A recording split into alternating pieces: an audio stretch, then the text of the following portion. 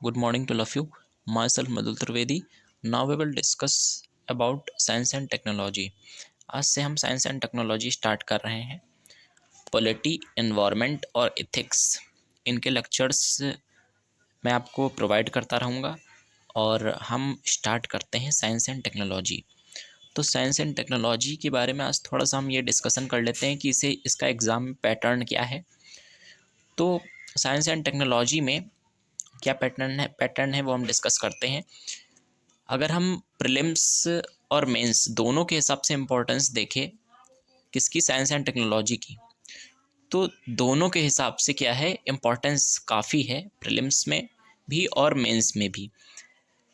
लगभग प्रीलिम्स में number of questions की बात करें तो 12 से 15 क्वेश्चंस डायरेक्टली पूछे जाते हैं साइंस एंड टेक्नोलॉजी से. और मेंस में लगभग 3 और 4 क्वेश्चंस डायरेक्टली पूछे जाते हैं. डायरेक्टली और कहाँ पे पूछे जाते हैं, जीएस पेपर थर्ड में. ऐसा क्यों होता है, क्योंकि मेंस में यहाँ पे क्या है कि लगभग 3 से 4 क्वेश्चन पूछे जा रहे हैं जीएस पेपर थर्ड में. जैसे GS1, GS2, GS3, तो GS3 में पूछे जाते हैं, डायरेक्टली पूछे जाते हैं. अब डायरेक्टली क्यों का मतलब क्या हुआ, तो डायरेक्टली मतलब ये है कि डायरेक्टली सिलेबस से पूछा जा रहा है और साइंस एंड टेक्नोलॉजी के. लेकिन इनडायरेक्टली भी पूछा जाता है. इनडायरेक्टली कैसे पूछेंगे, तो इनडायरेक्टली यहाँ पे ये है कि जैसे इन्वायरमेंट या ज्योग्राफी या किसी करंट अफेयर्स के किसी टॉपिक को ले लिया और उसकी जानकारी अगर अच्छे से साइंस एंड टेक्नोलॉजी आपने पढ़ी है तभी दे सकते हैं. तो क्या है यहाँ पे, यहाँ कि इनडायरेक्टली मतलब डायरेक्टली भी पूछते हैं और इनडायरेक्टली भी क्वेश्चंस आते हैं साइंस एंड टेक्नोलॉजी से. तो ये हमको ध्यान रखना है. तो इसका वेटेज लगभग कितना है, हाँ, तो लगभग 12 से 15 क्वेश्चन पूछे जाते हैं डायरेक्टली. कहाँ पे, प्रीलिम्स में.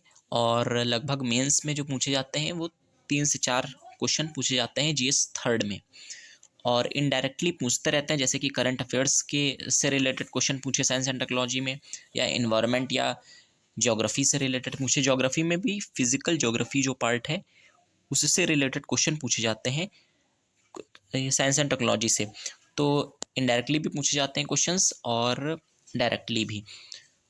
और अगर हम देखें यहाँ पे मेंस में क्या है कि मेंस में जीएस फर्स्ट में, जीएस सेकंड में एंड जीएस फोर में, इसमें क्या है, यहाँ पे जीएस फर्स्ट में ज्योग्राफी से, और जीएस सेकंड में पॉलिटी से, और जीएस फोर में बायो इथिक्स से क्या होता है, कुछ साइंस एंड टेक्नोलॉजी से रिलेटेड क्वेश्चंस आते हैं.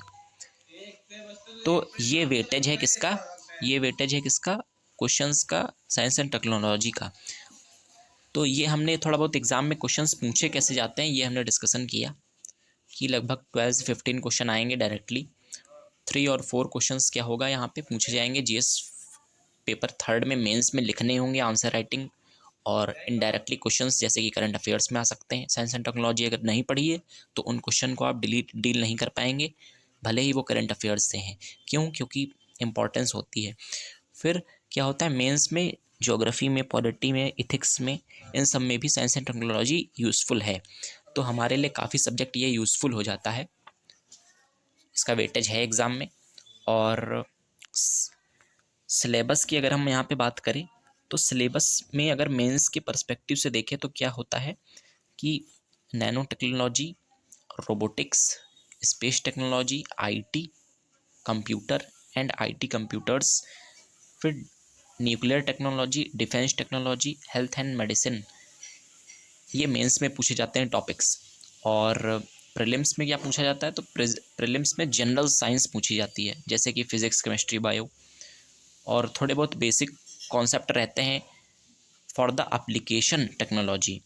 अब वो हम समझेंगे कि एप्लीकेशन और टेक्नोलॉजी ये सब चीज़ें क्या होती हैं. तो प्रीलिम्स में भी पूछी जा रही है जनरल साइंस, और मेंस में क्या पूछी जा रही है, जो यहाँ की मेन टॉपिक्स हैं साइंस एंड टेक्नोलॉजी के, जैसे कि डिफेंस टेक्नोलॉजी है, न्यूक्लियर टेक्नोलॉजी है, हेल्थ एंड मेडिसिन है, बायोटेक्नोलॉजी है, नैनो टेक्नोलॉजी है, रोबोटिक्स है, ये सारी चीज़ें. शॉर्ट्स के जरिए मैंने बहुत सारे शॉर्ट्स ऐसे अपलोड करे हैं जो कि साइंस एंड टेक्नोलॉजी से रिलेटेड हैं. जैसे कि ये शॉर्ट कई बार आपने देखा होगा यूट्यूब पे कि मैंने अपलोड किया था, ये नैनो सेल जो नैनो सोलार सेल था तो वो रिलेटेड था इसी से।